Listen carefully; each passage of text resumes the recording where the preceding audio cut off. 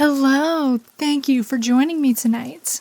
So I've been making videos for a little while now, over a year at this point, discussing paranormal topics, and I even have my main series called Ghosts with Goblin, but I rarely ever actually talk about ghosts. Usually, I'm discussing various supernatural creatures and phenomenon, but I haven't really sat down and told ghost stories. So, tonight, finally, we are going to do just that. The stories come from a website called Liminal Earth, and this is a website where people submit their first-hand paranormal experiences, and they also include the location where their experience took place, so you can look on Google Maps at the actual location of this story. They do have their stories broken up into categories if you want to search them that way. And some of these categories we've discussed before are high weirdness and thin places. But tonight, we will be combing through the category straight up ghosts. Part of the reason I never just talk about ghosts and read just experiences of ghosts is that I can find them to be a little boring, I guess is the word, or unexciting, because to the person experiencing a ghost story, it's very powerful and very spooky and mysterious and whatever it may be. But just reading the experience back, if it's just some footsteps or a cold spot or some knocking on the walls, stuff like that, it doesn't really read as very exciting. But the time has come to talk ghosts. Don't get me wrong, I love ghost stories. So, tonight, we are going to be reading ghost stories, and this time, I mean it. So once again, thank you for joining me, and if all of that sounds good to you, let's get started.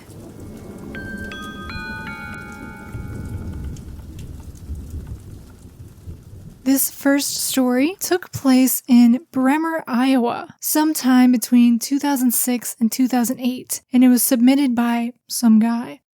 As a child, I was playing out in the graveled driveway when I looked up to see a large white head in the window of one of our barns. No matter how hard I try, I cannot remember what the face of this thing looked like.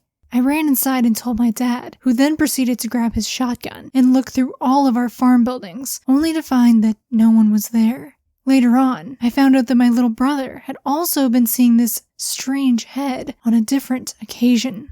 As I grew older and began talking to my family, I discovered that I wasn't the only person who had strange things happen to them. When either my brother or I was little, as in a toddler or smaller, we would point at the corner of the living room and just cry. My dad said that when he was home alone, he could occasionally hear the sound of children outside. Our closest neighbor was about a mile away. My brother said that one night, he woke up and felt really bad, so he went to our parents' room. While in there, he looked back at his room and saw a glowing figure on his bed. My cousin was over for a birthday party and went upstairs to get a toy out of my bedroom and said he saw a book fly across the room. My dad also said that the first night him and my mom stayed at the house, all of their dogs went crazy and he saw a shadow of a man move across the building where the dogs were kept. One of the creepiest things my brother told me is on Christmas Eve, he heard footsteps coming up the stairs, but no one was there. He thought it was Santa. Yeah, I guess that would be pretty creepy. You're a kid and it's Christmas Eve, you hear the stairs creaking, you think it must be Santa, and you go out and no one's there.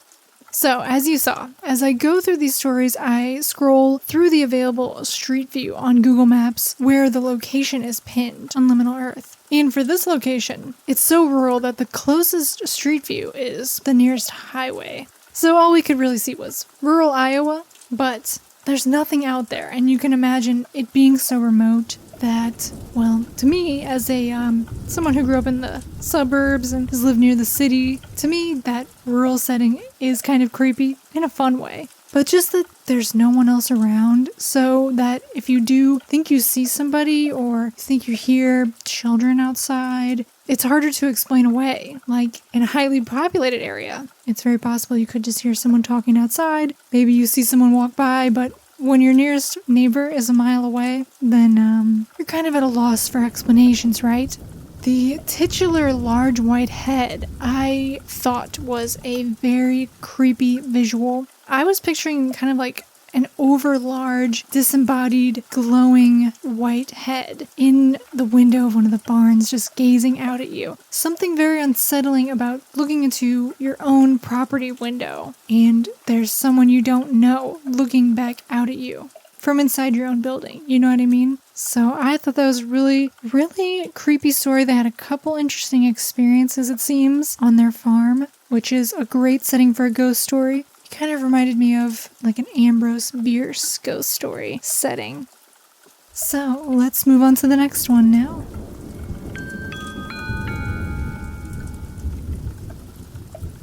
This next story is called House of Illusion, and it was submitted by Emily W. from Seattle. It took place in October of 2009.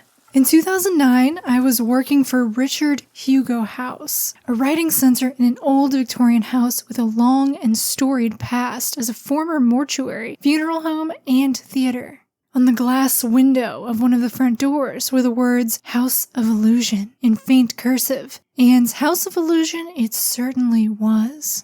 The stories were many. When they first renovated the house in 1997, a construction worker reportedly saw the ghost of a little girl in a basement hallway. He quit that day and refused to return to the site. Infamously, in the basement was a baby coffin in a dark boiler room that no one had dared move for several decades. Beyond that, and I don't believe many people knew about this, was what haunted me most. A room with a dirt floor and several tiny school desks lined up in rows and facing toward a blank wall, as if a classroom for ghost children was always in session.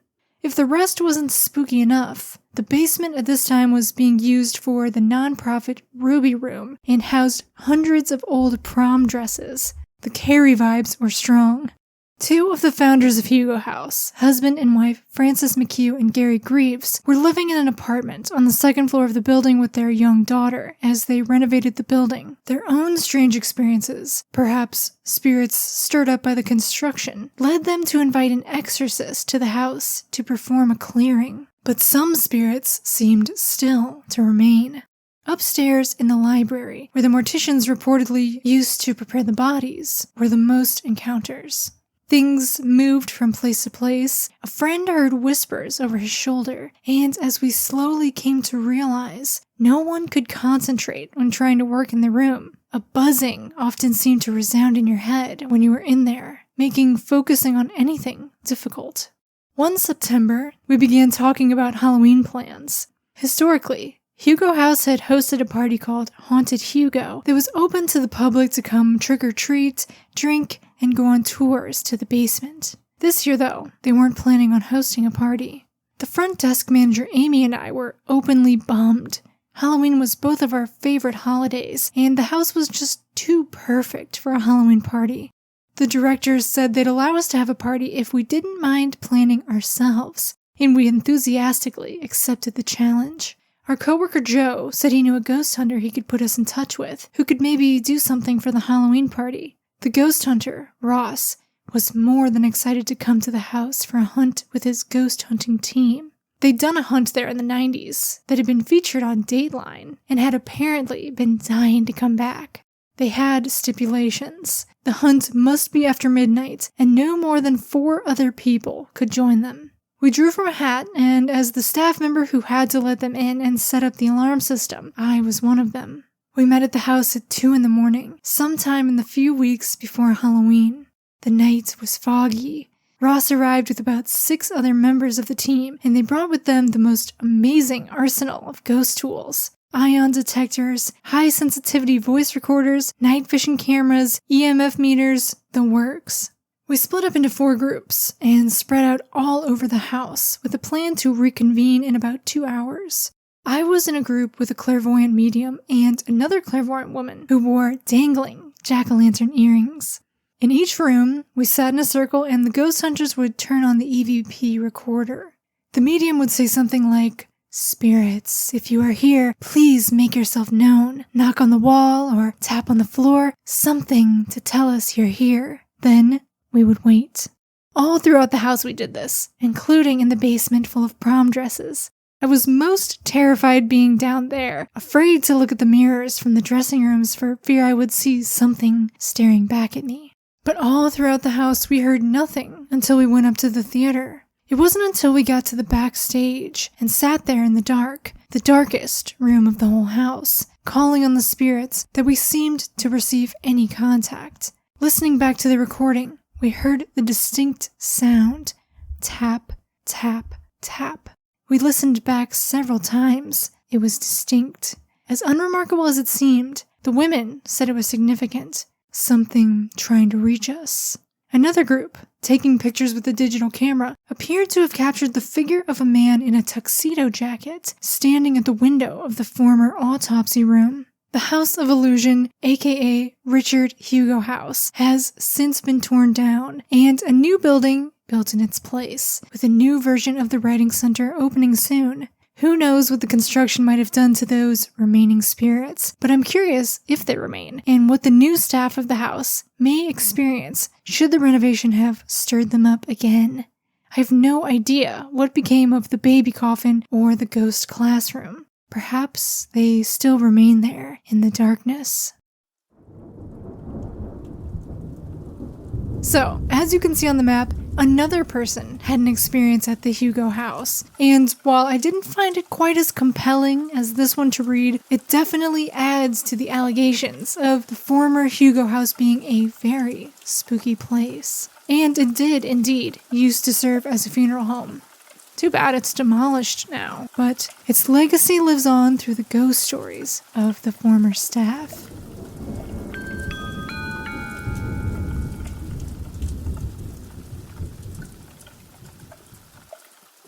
Our next story is called Ghosts of Paine Hall, and it takes place in Silver Bay, New York.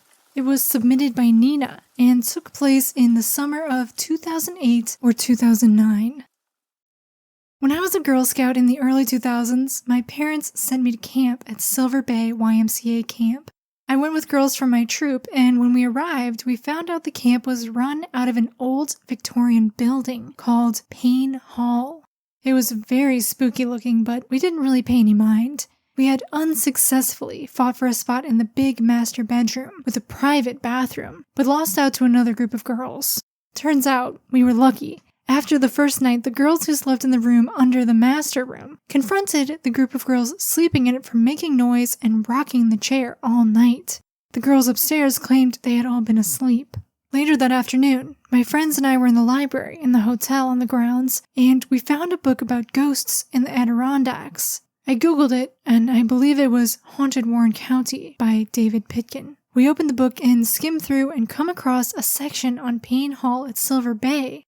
Needless to say, we freaked and told everyone, to the point that the camp library pulled the book from the shelves for the remainder of our camp session, so we couldn't freak ourselves out more. Here's the weird thing though. None of the camp counselors tried to tell us it was fake at all. They just told us not to worry about it and that they'd explain more at the end of the session, but didn't want to frighten some of the younger and more timid girls.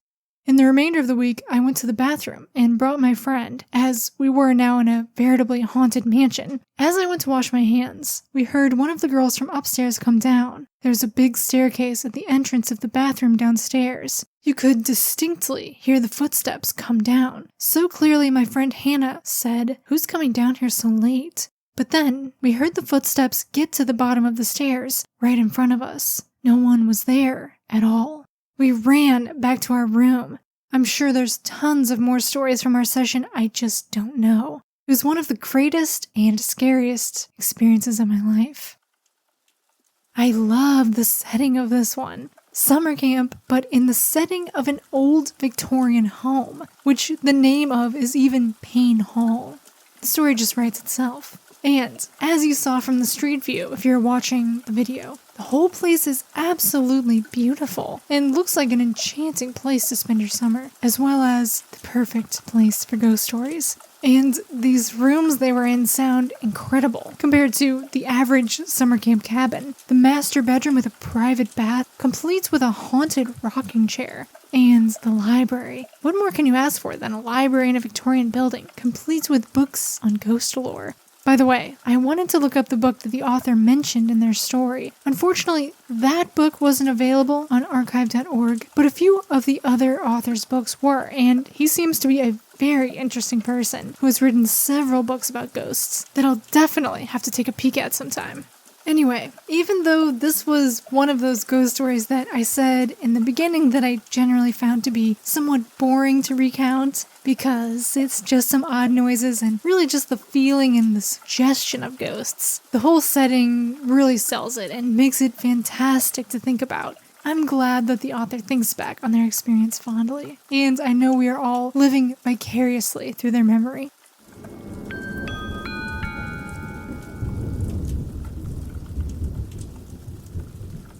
So this next story is called Boise, Idaho Linden Street Murder House and takes place, obviously, in Boise, Idaho around the summer of 1991, and it was submitted by Sarah S.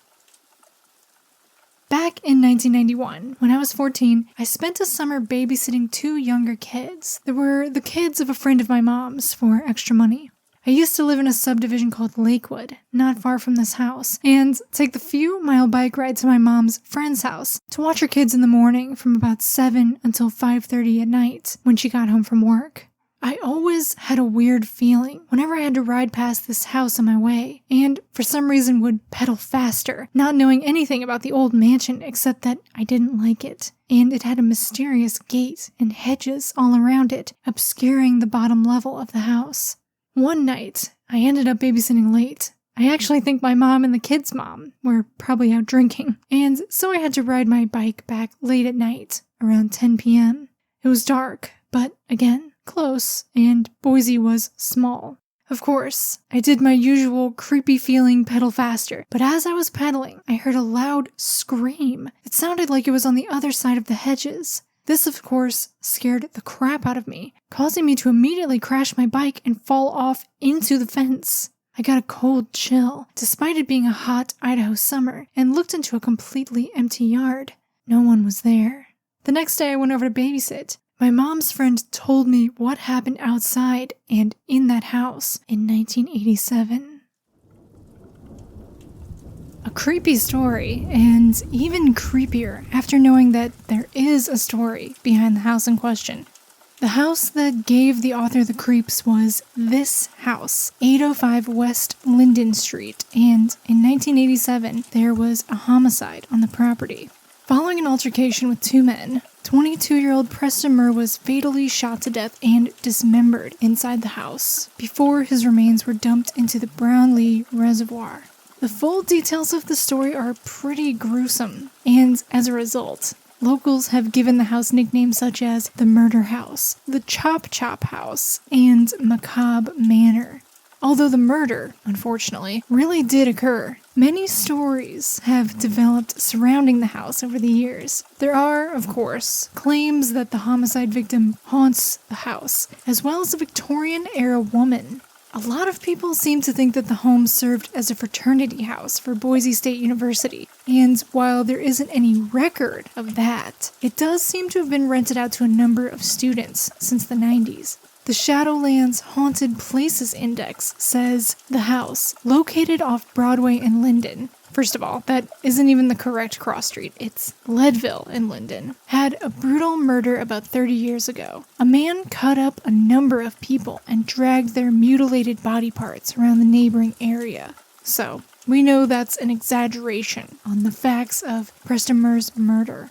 Bloodstains on the walls can be seen, and blinds on the front window will open and close randomly. Sometimes, if you go at night and the blinds are open in the front window, you can see a lady standing there looking out the window. So what's funny about the mention of the blinds opening and closing is that in an article about the house on the 107.9 Light FM website, there's stories from people about their experiences surrounding the murder house. And one of them is from Lacey, who says, "When I was a teen in around 1999, my best friend's dad owned the house and rented it out to college students. Over that summer, me and my friend had to clean out the house after some tenants moved out and do yard work. We worked there for about a week. Nothing weird ever happened when I was inside, and I didn't feel like it was haunted, but I didn't want to go near the basement. One time, me and my friend tried to scare some people that walked past by shaking the blinds and screaming. I thought that was pretty funny, given the claim that the blinds move about, seemingly on their own. However, Kirsty reports seeing a bit more than some shifting blinds. She recounts, "I lived on Leadville when I was a kid, and I saw a woman in an upstairs window banging on it. It looked like she was screaming, but there were no sounds." Another, more detailed, bizarre experience comes from Dan D.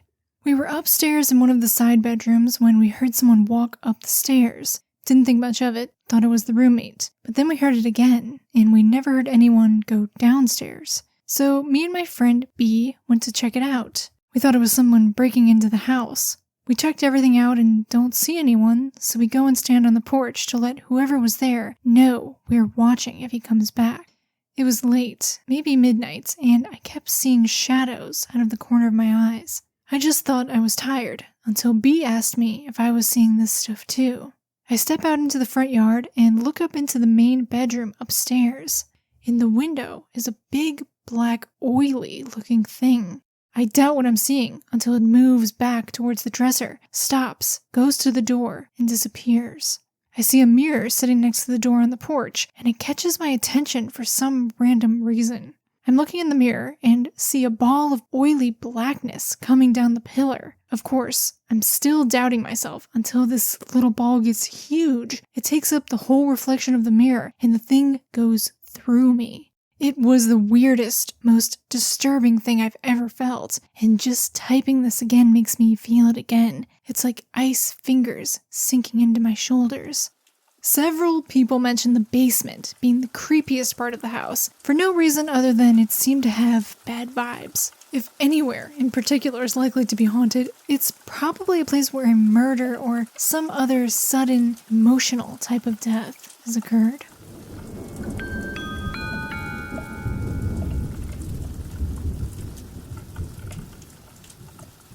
This next story is aptly named A Ghost Story, and it was submitted by Sumitra D. and takes place in Seattle around September 1992. About 25 years ago, we bought a restaurant at the foot of Madison Park. When we were in pre-remodeling phase, I was upstairs doing office work one evening and I heard footsteps walk across the wood floor in the rooms next to me. Startled, I asked if someone was there, and the footsteps stopped. A few minutes later, I heard them again. I got the courage up and checked. No one was there. Other strange occurrences happened over the years, all upstairs. Employees checking out would see a woman staring at them. Thinking she was a customer, they would ask if she needed help, and she would vanish. Noises like furniture moving were often heard before service. I came into my locked office one morning and saw my name written over and over again on my computer. One of my waiters said he had lived nearby the restaurant and would walk by, seeing a woman looking at him off the top deck. Creepy stuff. I never felt comfortable alone in that place.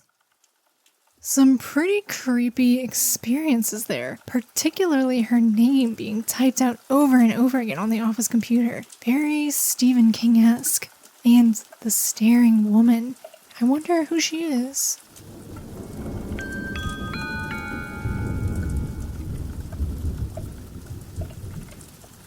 Let's read one more story from Liminal Earth tonight. This one is called Gilmerton House Ghost and takes place in Scotland. It was submitted by Astrid. My grandfather owns a big house called Gilmerton House. I grew up in the house next to it, so I was always near it, if not inside. There are many ghost stories about a woman they called the White Lady, but I didn't know about these until after. I was taking a picture one evening of my grandma's dog on the top of the stairs. I showed my grandparents and brother. My brother noticed a white figure in the window reflection. I didn't think much of it until I zoomed in and saw a woman wearing a ball gown, staring right at the camera.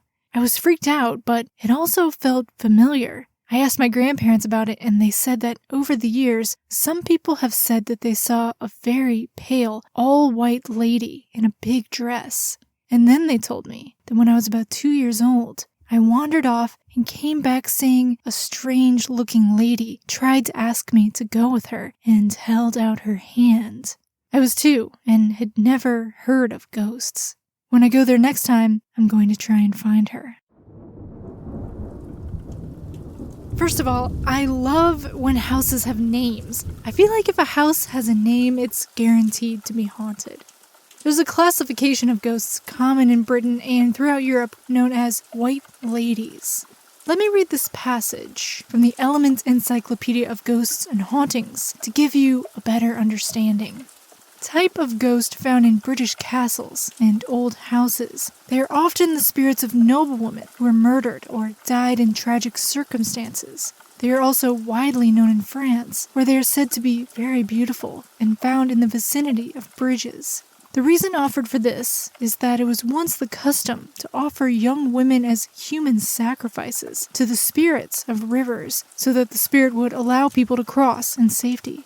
As in Britain, the white ladies have also been reported in castles, where they wander the passageways and pathways, sometimes with a cup of poison in their hands. So, white ladies have interesting history and lore to them. I wish we knew more stories about the White Lady of Gilmerton House. Very creepy what they mentioned at the end of the strange woman, offering their hand and asking Astrid to go with them when they were a small child. Sounds like your typical child-snatching fairy to me.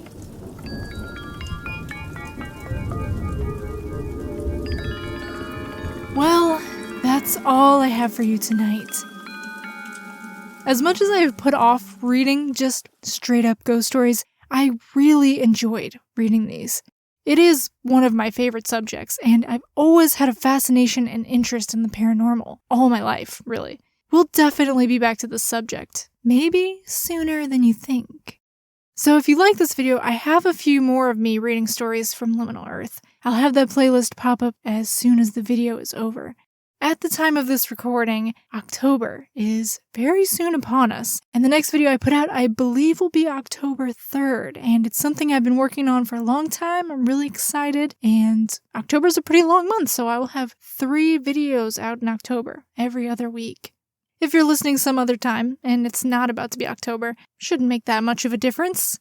I try and maintain a Halloween all-year-round type of vibe on my channel, so wherever you are and whenever you're listening, stay spooky, stay curious, be well, and have a magical evening.